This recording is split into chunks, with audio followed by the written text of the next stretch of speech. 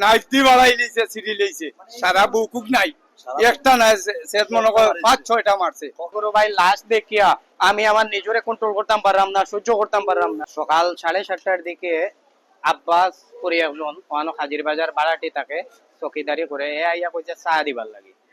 তো আমার মামার ঘর ভাইয়া কইছে যে চা এখন হইছে না, লেট হইব কোয়ার কারণে তাই আব্বাস মিয়া প্রভাব ঘটাইয়া তারে গাইল দিছুন, এই দিতে না কেনে কইয়া।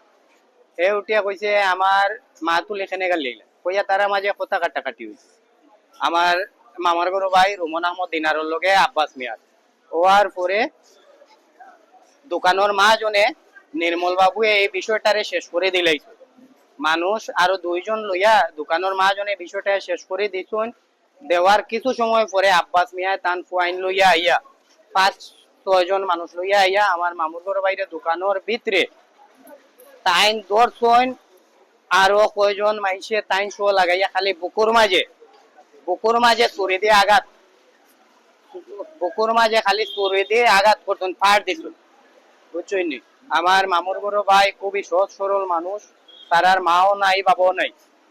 আমার মামুর ঘর ভাই রুমন আহমদ দিনার খুবই অসহায় নিরীহ একজন মানুষ আছে।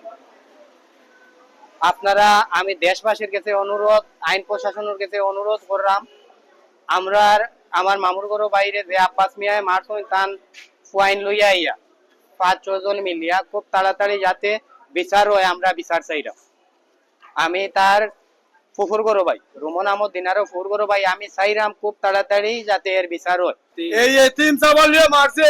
আমি স্বাভাবিক এক বনি জামাই, আমি বই নেকুয়াছি জামাইর বাড়ি দিলেই যে আমি বলি জামাই হিসাবে আমি বিচার চাই, আইনের কাছে আমি ও বিচারটা চাই।